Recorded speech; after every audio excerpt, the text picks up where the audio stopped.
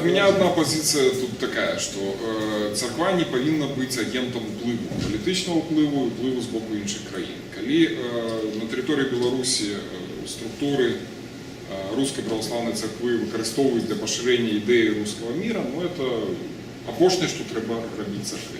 Тут ставлення вельми негативне. Я так само буду вельми коротко откажу, тому що я вирос у вельми релігійній сім'ї, по жіночій релігії. У мене маті і бабуля були вельми набожними людьми. І усі святи під час самої махрової совєтської влади у нас я не були.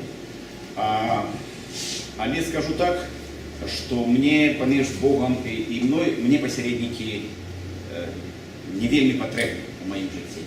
Я сюди прийду в церкву, поставлю свічку, коли потрібно, але от це мені досталося, видать, від батька, який глядів на церкву про неких конкретних людей, які були живими людьми, не самими.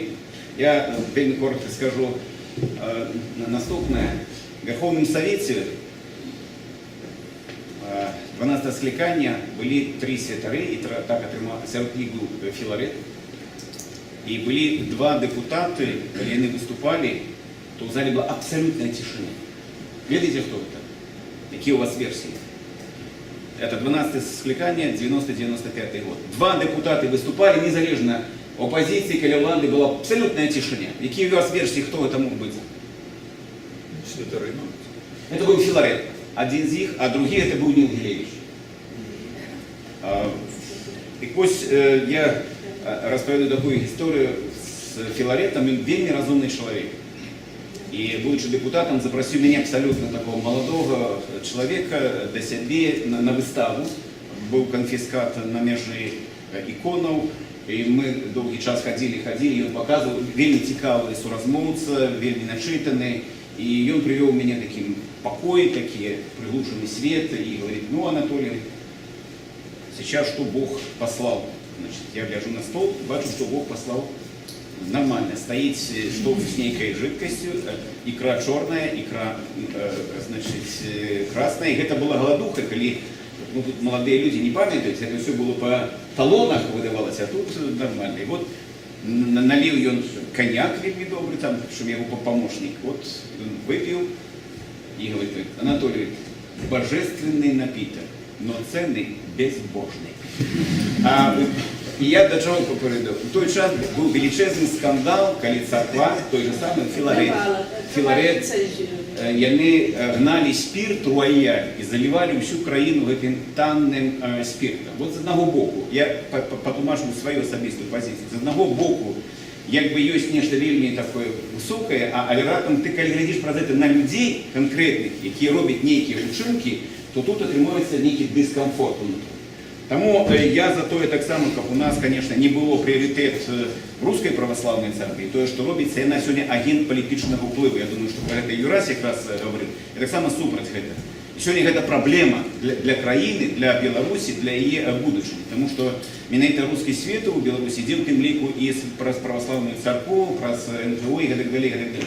А во всім остальним, чим більше буде можливості чоловік, як він все ж таки заставався особою чоловіком, тим легше, коли це з допомогою церкви. Welcome. Да, но я так само хочу сказать, что в принципе мне найбільше подобається, я лічу в этом плане найбільш досконала система відносин церкви і держави, это система якраз Злучених Штатів. Потому что тут, коли поглядеть на опошні, там, не веду, 100 год, то все секты, ну, найбільш буйні, амаль усі, а проще, може бути, там, одну-двох вийшли отсюда, з Злучених Штатів.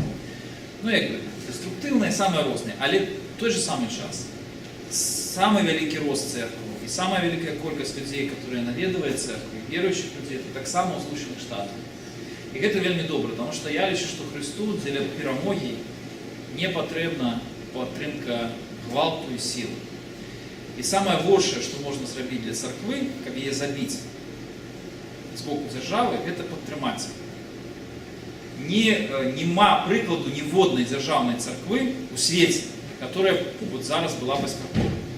Все церкви европейские, которые подтримывала держава, они пустеют, а тут заходят люди, они превращаются в ресторации там, и так далее.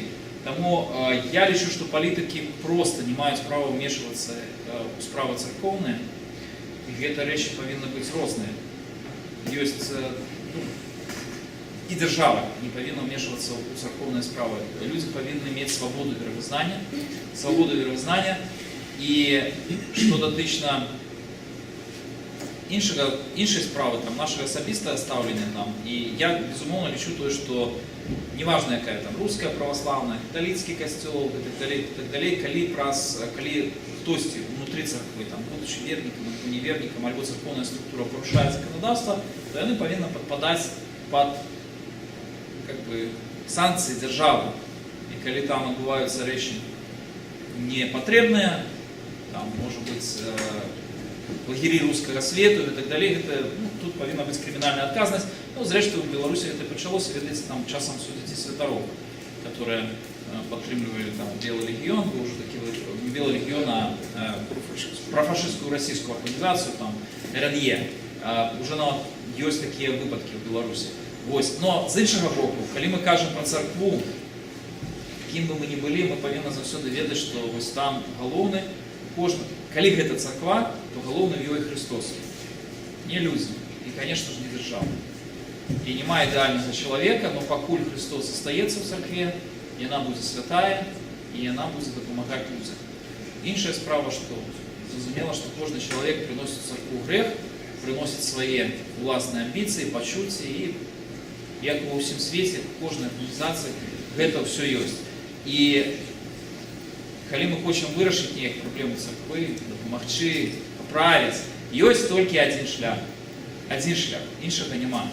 Трэба ісці ў царкву і выпраўляць. Трэба становіцца вернікамі, но крытыкаваць звонку бессэнсоўна, бесперспектыўна. Я тут згодна, ведаеце, Ангела Меркель задалі пытанне, што рабіць, што мусульман там шмат становіцца у Германии, там, мечети, там, и так далее. Она кажет, проблема, и это погрожает нашей христианской культуре, казали ей, а она сказала в отказ просто вельми такие правильные слова.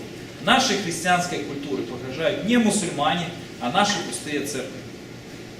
Хочете сопротивничать исламу эффективно, там, например, идите в церковь и становитесь верниками. Я, в принципе, от щирого сердца всем это жадаю. Я сам православный христианин, и я, конечно, жадаю всем нам, как мы все ж таки Бога для себя открывали. Это немагчыма навязать. Я был атеистом до 21 года, я это добра ведаю. Без асабістых стасункаў не бывае сапраўднай веры, тому я думаю, что я бы незалежна от нации, веры, расы, веровызнания, конечно, кожному человеку хотел пожадать, каб яго эта сустрэча была, и сустрэча со Христом, и шлях, галоўны шлях наш, это шлях, які мы проходим, як все ж таки люди, як верники, як особы, потому что жыццё сканчаецца, колькі мы не прожили, это все ж таки это прыйдзе той момент, калі оно дойдзе до завершэння. Яго трэба з плёнам нейкім чынам пражыць. Я спадзяюся, што ў Беларусі царква Христова, яна будзе мацнець.